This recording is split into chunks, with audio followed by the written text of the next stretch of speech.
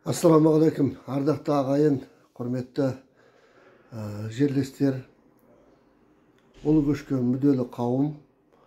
Өздеріңіз білгендей, сол көші-қон саясатының 2023 жылдан 27 жылға дейінгі тұжырымдамасына қарсылық жалғасып жатыр. Кеше осында видео үндеуімде айтқан болатынмын. Отандастар қорының президенті Абзал Сапарбекұлы шақырды деп, сосын еңбек және халықты әлеуметтік қорғау министрлігі шақырды деп. Негізі осы тұжырымдаманы жасаған сол еңбек министрлігі жасаған. Әрине ол өзі жалғыз жасамайды. Оған жоғары жақтан бұйрық түседі. Сосын ол тұжырымдаманы сол жоғары жақтан қарайды. Жоғары жақ деген Ақорда, президенттің аппараты. Екеуіне де бардым кеше, сағат 3-те. Сіздерге қысқаша мәлімет бере кетейін. Абзал Сапарбекұлы Отандастар қорының президенті, ол қандастармен жұмыс істейді. Олар да өтініштер берген. Біраз өтініштер берген жаңағы заң жобасы жасалып жатқан кезде. Бірақ соның ішінен жаңағы қазақ картасы дегенді ғана алған, қалған өтініштер өтпеген сияқты енді. Ол кісіге мынандай өтініш жасадым. Сол Отандастар қорының жанынан ашылған қоғамдық комиссия деген бар. Оның төрағасы анау сенаттың белді депутаты, осы қандастар мәселесінде бірінші болып осы қолдап келе жатқан сенатор ағамыз бар, Мұрат Бақтиярұлы деген. Сол кеңесті басқарады. Оның құрамында зиялылар өте көп. Жоғары жақтан келетін депутаттар да бар, мен де бармын. Осы мәселені сол қоғамдық комиссияның талқысына шығаруды ұсындым. Талқысына шығарыңыз, тікелей эфирден таратып отырыңыз. Министрліктің өкілдері келіп, осы өздерінің несін жаңағы тұжырымдамасын түсіндірсін бізге. Халық естісін. Сосын ары қарай жаңағы комиссияның мүшелері пікірлерімізді білдірейік. Одан ары қарай жалпы халықтың талқысына кетеді жаңағы жиналыстың видео жазбасы деп. Ол кісі қарсы емес оншалықты, бүгін ертең жауабын береді. Бүгін жауабын беріп қалуы мүмкін. Енді асығыстық жоқ. Асықпай жақсылап дайындалу керек оған. Өйткені ол ілініп 19-дан шейін тұрады.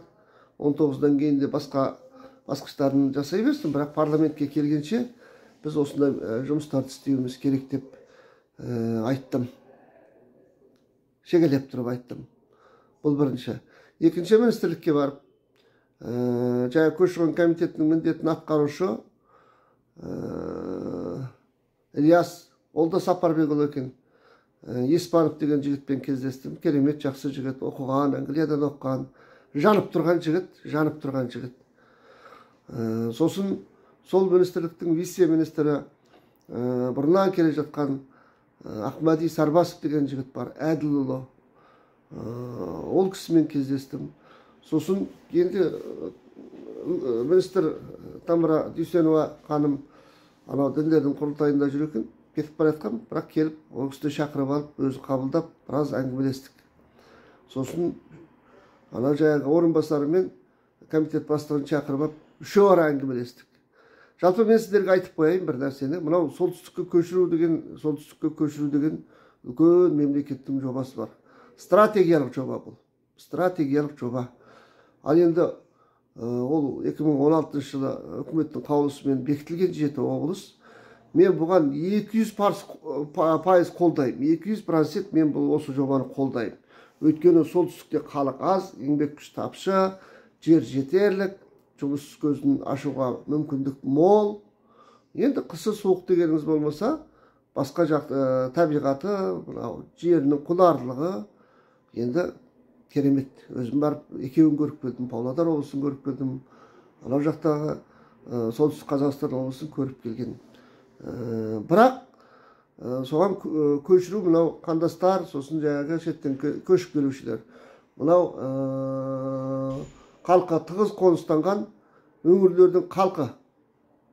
Бірақ деп отырғаным, механизм дұрыс емес. Бұл бірінші. Екінші, оған зорлап апаруға болмайды. Мынау конвенциялар бар, қол қойған жалпыға бір адам құқығының конвенциясы бар. Сонда ол зорлап бір жерге көшіруге, оны қыстап апаруға болмайды. Ол сталиндік репрессияға жатады, мен сізге айтайын.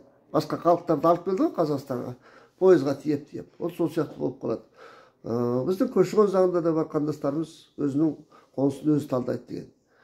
Егер маған салса, егер менің ұсынысымды тыңдаса, менің өтінішімді қабылдаса, мен ол жерге қандастарды таласып баратын, мынау қалқытыңыз қоныстанған өңірлердің халқы мен барайыншы деп кезекке тұратын жағдай жасап беретін менде план бар. Мен бұны ашық айтып қояйын сіздерге. Сондықтан бұл мәселе жөнінде министрлікпен көзқарасымыз бір жерден шығады. Екінші, қазақ картасы деген бар. Жолға қойып жатыр. Жақсы, ол мынау бар өзі. Немістерде де бар екен сондай. Шетелде қазақтарға, этникалық қазақтарға бір статус беретін.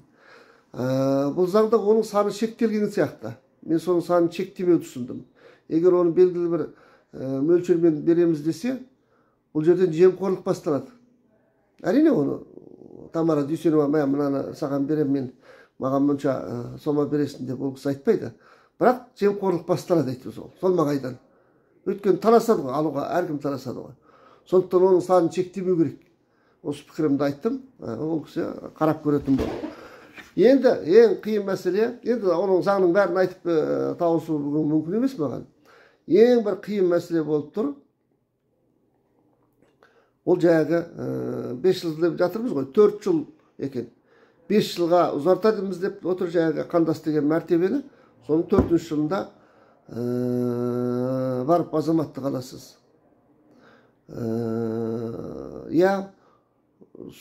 Соған байланысты жеңілдіктер бар екен. Біраз жеңілдіктер бар екен. Қаншалық екен? Кейін оның сомасын жазғанда көреміз. Біраз жеңілдіктер жасалды. Сөйтіп баратын, сол шартқа көніп баратын адамдарға деп. Мен онымен келіспеймін. Маған десеңіз, оған миллиондап ақша беріңіз, үй салып беріңіз, тегін беріңіз. Мен 5 жылсыз, 4 жылсыз азаматтық берілмейтін заңға ешқашан келіспеймін. Тұжырымдамаға. Өткізбеуіміз керек ол.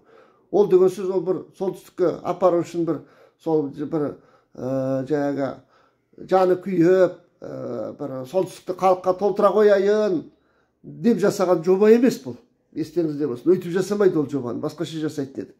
Қандастарды қинап жасамайды деді ол жобаны. Егер сондай бір жүрегі ақ, отаншыл, мемлекетшіл тұлға, егер осындай ұсыныспен осыны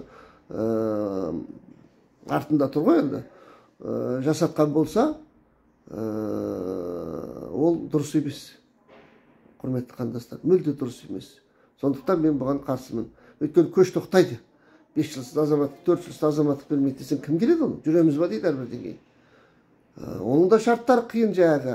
4 жылсыз азаматтық алып жаңағы ықтияр қатынды 5 жылға ұзартып алып сөйерде отырғаныңмен, оның да шарттары қиын.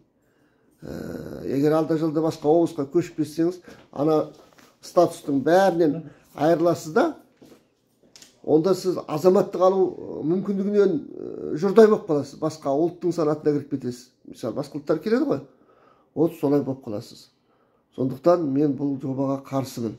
Енді ол тек қана осымен шектелмейді. Тұжырымдама деген 36 беттен ба, 70 беттен ба тұрады ғой енді. Сондықтан құрметті ағайындар, осындай жұмыстар істеп жатырмыз. Сіздерге өтініш тағы да, менің осы видеомды YouTube каналдарыңызға салыңыздар, жаппай таратыңыздар, аяқ жағына пікірлеріңізді жазыңыздар. Сол YouTube каналдарды мынау әлеуметтік желідегі Instagram, Facebook секілді желілерде жаппай таратыңыздар, сөзге пікірлеріңізді жазып. Бұл қазақ мәселесі, бұл ұлттың мәселесі. Бұл ұлттың мәселесі. Мен тағы қайталап айтайын. Көрдіңіз ба? Бұның тек қана осы президенттің қайттан мерзімнен бұрын президент сайлауын өткіземіз деген ұсынысы шыққанда, әшейін бірінші қылып осыны алып шыға қойып отыр. Көрдіңіз ба? Ана шеттен келген 1 миллион қазақты Қасым-Жомарт Кемел Тоқаевқа қарсы қою. Бұл жаңағы айтып отырмын ғой, солтүстік халыққа толтыра қояйын деген адал ниеттен жасалған жоба емес бұл.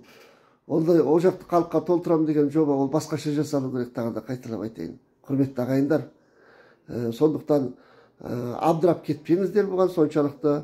Осыған бола президентті кінәламаңыздар. Ол кісінің басын айландырып жіберді енді. Адам баласы ғой ол. Ой, ол кісінің жұмысы деген жұмыс, Құдай басқа бермесін. Мен сізге айтайын, президент болу деген ол бір қиямет қайым, былай айтайын сізге мен. Қиямет қайым. Шетелмен байланыс, екі жағында екі империатор, кешегі ескі жүйенің жаңағы мемлекетті тартып алам деген, Ақорданы басып алам деген Кәрім Мәсімовтердің, сатып алдылардың, ашық айтайын. Тамыры тереңде, қалтасы сұмдық қалың, оның қолдаушылары да жетіп артылады. Көрдіңіз ба? Арт-артынан өрттердің кеткенін көріп жатсыз. Ахмет Байтұрсыновтың тойының қарсаңында. Оның бәрі тегін өрт емес, құрметті ағайындар. Мынау да сол өрт, мынау қандастарды құрбандыққа шалып қойып отырған, бұл да солай жасалған өрт. Сондықтан бұның авторлары, бұл жобаның авторлары қандастар емес ол. Қандастар мемлекетіне, туған мемлекетіне, өзінің жалғыз мемлекетіне, Ермұрат Сейіпханұлының сөзімен айтатын болсақ, марқұм, екі дүниедегі жалғызым Қазақстан дейді. Екі дүниедегі жалғызы Қазақстанға ондай сөз айту ол болмайды ол. Оған кімнің дәті барып айтады, қандай мұсылман болса егер. Енді билікті сынау мүмкін, өкпелеу мүмкін. Ондай жағдайлар болады, ол қалыпты жағдай ол.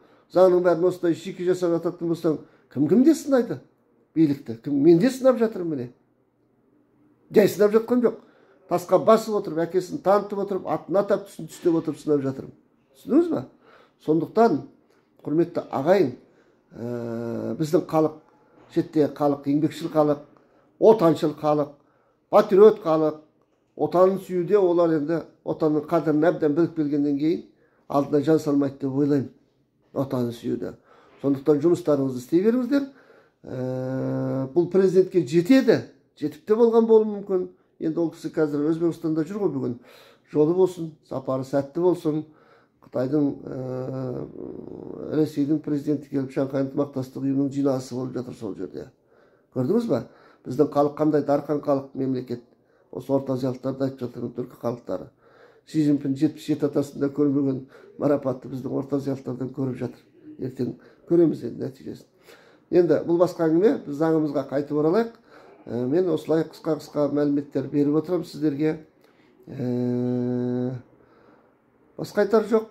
Ауыт Мұқибек қыркүйек айының 16 жұлдызы. Сау болыңыздар.